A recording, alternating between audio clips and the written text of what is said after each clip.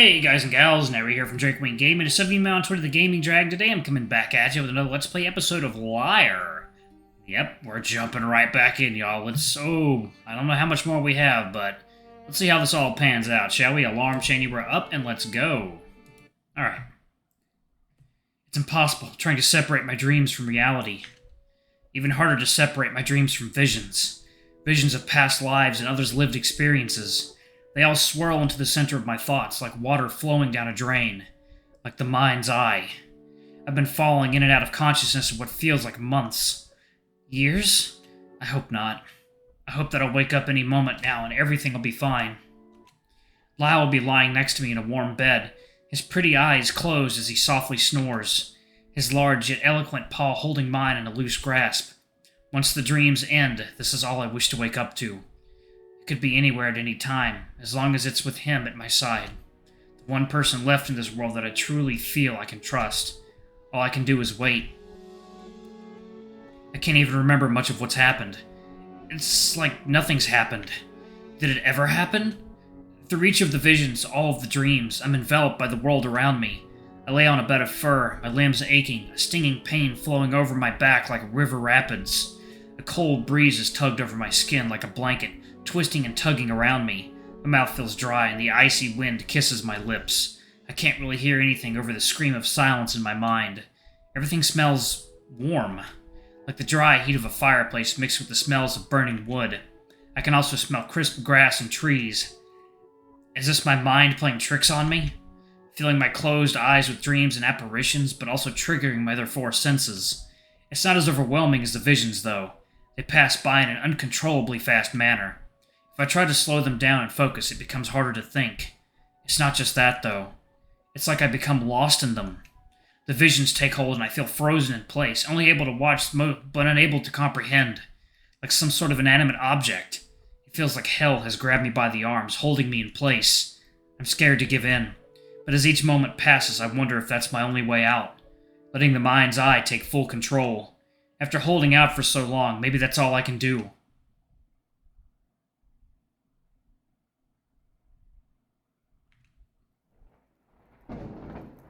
Raynor flinches as lightning strikes over the horizon, fighting against the fireplace and candles to light up the room. He stands in the corner, looking out the window as his heart bangs against his chest. Chewing on the hard tips of his fingers, he bounces his leg, his eyes darting away from the window as he hears Elena let out another cry. As she lays there, breathing heavily, all he can do is stand there, unable to help. Her midwife, Jenny, stands by her side, calmly speaking to her while holding her hand. Handmaidens run from the bed to the door, assisting in any way they can while making sure everything goes as planned. The doctors had to be called, which is never a good sign. It wasn't a good sign last time. Dr. Oscar and his assistant Leaf stand by the bed. They're very focused on their work, trying to be quick and careful. Deep breaths, my queen.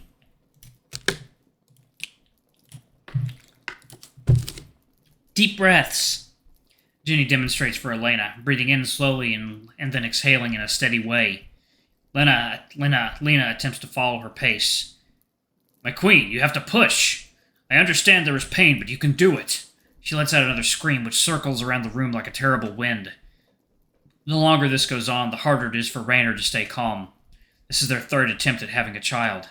He hoped for her sake that this time would be different. Lena wanted to give him an heir so bad, but each time they go through this, it kills a part of him. He can only imagine what it does to her. He observes as Leaf runs to her side, a small bowl of medicine to help with the pain from being tipped into her mouth. As Raynor watches her struggle and shout, rain pounding against the window, one thought rings out through his mind above all the others. This will be the last time. No more attempts after this. The idea of putting her through this pain over and over again always ties his stomach into knots. Her moans of pain grow quiet as the contractions pause, and as they do, the rain grows louder. Raynor can feel chills over his whole body, and he notices the numbness growing around his limbs. Ray! Get Ray! His eyes look in her direction, but he's staring off into space, lost in the thoughts of everything that can go wrong. My king, she wishes to speak with you. Raynor snaps out of his trance, looking down at Jenny as she stands off to the side. He rushes over to Elena and brushes his hand on her cheek, kneeling down at her side and grasping her hand in his. It's okay, Lena. I'm here. I'll be here through it all. He makes sure to keep eye contact as she stares up at him, her eyes tired with flickering eyelids. I know you will. I'm trying, Ray, I really am. He rubs the palm of his hand against hers while shushing her softly. I know you are. Do not push yourself too hard, my love. Leaf, I need you over here. Yes, of course. Leaf rushes over to Oscar's side, helping with something behind the linen draped over Elena's legs. Rainer continues looking at her, making sure she knows he's there. I will give you the air you need, Ray. I promise you this. Even if it... None of that. Everything is going to be fine, Lena. You're doing great. Steady your breathing now. She lets out a sharp yelp, then proceeds to groan in pain, the noise growing louder as it goes on. Rainer holds her hand tightly, brushing her cheek, trying to get her to follow his breathing as Ginny was before.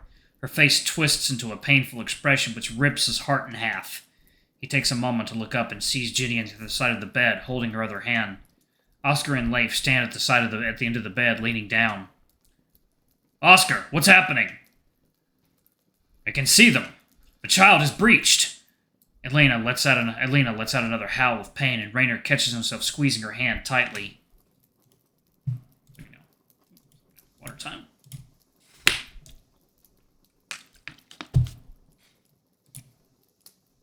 He loosens his grip, but as he does, she clasps her hand around his tightly, squeezing even harder than he was. Deep breaths, my queen. The babe is almost through. Rainer wants to hug her, pull her into a tight embrace, and tell her everything is going to be okay. He wishes to take all the pain away from her and deliver it onto himself, but all he can do is sit there and hold her hand, repeating the only phrase he can think of that would help. Deep breaths. Everything is going to be okay. You're doing fine. Ginny, come here quickly. It's happening. She lets out another scream, a scream that seems to last for hours. Then she falls back into the bed, her body sinking into it, exhaling and closing her eyes. They're here. A wave of relief flows over Rainer upon hearing the words. As Oscar and Leif take care of the child, removing them from Elena, Rainer holds her hand, tears falling from his eyes and onto the clean linens which she lays upon. Handmaidens run about, carrying bowls and cloth, making sure that Oscar and Leif have everything that they need for the process. Elena slowly opens her eyes, giving Rainer a weak smile. Before he can become lost in it, the noise around him drowns out his other senses. Rainer looks up, watching as Leif works with Oscar, Ginny standing over them and assisting in any way they can. Two handmaidens run out of the room in a rush, others staying behind attempting to attend to Lena. Through all of the commotion and the pounding rain on the window, Rainer can't help but notice one thing. Not a single cry can be heard from the baby. What's wrong? Your Majesty, Dear, what's the matter? Elena looks up at him with an anxious gaze, her eyes now wide open. The baby is not breathing properly. Before Oscar can continue to explain, Elena lets out a moan. No! This can't happen! Ray! Ray, you have to do something! Just then, Ginny and Leif rush to her side, Ginny holding her arm. My queen, please, you need to calm down. The good doctor knows what he's doing. Everything is going to be fine. Elena doesn't give in for a moment and begins to yell. No! Let me see them! Let me hold my child, please! Rainer notices Leif has his winged hand placed on Elena's shoulder, but instead of looking at her, he looks at Oscar, standing on the other side of the room. He has the fawn placed on a clean blanket in a small cart. He's examining the child, carefully placing his hand upon their small chest and feeling around. The child lays there, motionless. Not a sound to be heard from them. No! No! No! No! No! Why is my child not crying? Rainer feels like the world has come to a stop. There his child sits, laying on a table with little hands clasped at their sides. His wife thrives in anguish upon the bed. Their bed. This is their bed, their room, their home, their den, the place where they would bring their child into this world. Every noise around him sounds distant and far away. His wife grips his hand tightly as his arm sits limply at his side. Just then, through all of the noise and the chaos, a small voice rises above it all. I know what to do! Elena turns her head in the bird's direction, his gaze still trained on the child. Leif, please attend to the queen. I know what to do! Doctor, please, let me help! This is a very rare case, but I've seen this before. Leif, there's nothing to be. The child is not breathing. Just then, Elena shouts across the room. Let him help! Oscar! You let him save my child, or I swear upon Tigrant, I will make sure you feel double the pain I've felt on this day. Yes, my queen. Leif rushes to Oscar's side, and Oscar steps back as Leif gently picks up the child in his hands. Ray. Rainer's attention is turned back to his wife, her face serious yet full of concern. Stay with me. I need you. Of course, Lena, of course. He leans down and kisses her on the forehead, running his hand up and down her arm. Are they a prince? Her voice changes to a soft tone as she weakly asks this question. Rainer looks up at Leif, who is doing delicate compressions on the child's chest, rubbing up and down softly. Our child. Are they a boy or a girl? Leif doesn't break away from their work for a moment as they answer. Excuse me. Ooh. You have a beautiful little prince, my queen. Rainer looks back down at Elena, but she just stares at the ceiling, swallowing as her body trembles. A boy, Lena. We've had a son. She doesn't reply, just continuing to stare at the ceiling, blinking away tears that roll over the fur of her face and onto the pillow beneath her head. We've had a little boy. Rainer can feel his own tears begin to spill from his eyes. His voice shakes as he tries to get the words out. The happiest moment of his life hangs in front of him on a string, taunting him, hanging on by a thread, ready to be ripped away at any moment. But as the dark thoughts begin to close in on him like a cloud of smoke, a noise blows it all away. Ginny and Oscar rush to Leif's side as the boy breaks out into a fit of crying. It sounds like a squealing pig, but to Rainer it's the most wonderful thing he's ever heard. The sound of his son coming back to life. He stands up and looks in the direction of the noise and sees Leif holding the boy in his arms, rocking him slightly before passing him to the doctor. You've done it! Oh, praise God! Ginny begins to help Oscar wrap the boy in a clean, minty green blanket. Which God, exactly? Leif rests his winged hands onto the edge of the cart, staring at the floor as he breathes heavily.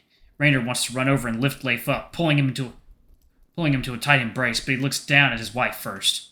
He's never seen her look more relieved. It's as if every worry in the world has left her thoughts, replaced with the sound of their crying child. Ginny quickly brings the boy over to Elena and passes him to her. You don't need to check on him? We can check on him later, but I've never seen a healthier child. For now, you may hold him. Elena takes the boy in her arms and cradles him, tears of joy staining the fur of her cheeks. Oh my God, Ray, look at him! He's perfect! He has your nose, Ray, look! Rainer lets out a laugh, which comes out more like a gasp, the taste of his tears invading his mouth as they flow down to the corners of his muzzle. The boy rests in her arms, his little brown eyes open ever so slightly as his nose twitches. He cries and cries, throwing his little arms about with tiny clasped hands. His little hoofed feet kick the inside of his blanket sporadically. Yes, I see that. He has your beautiful eyes. She lets out a laugh and cradles her hand beneath his head. Rainer leans down and kisses her on the head a few times, drunk with relief. He then turns to Leif, who is now standing behind him near the end of the bed. You and Oscar helped assist my wife when she was in pain. But most of all, you saved my son. I can never fully repay you for what you've done tonight.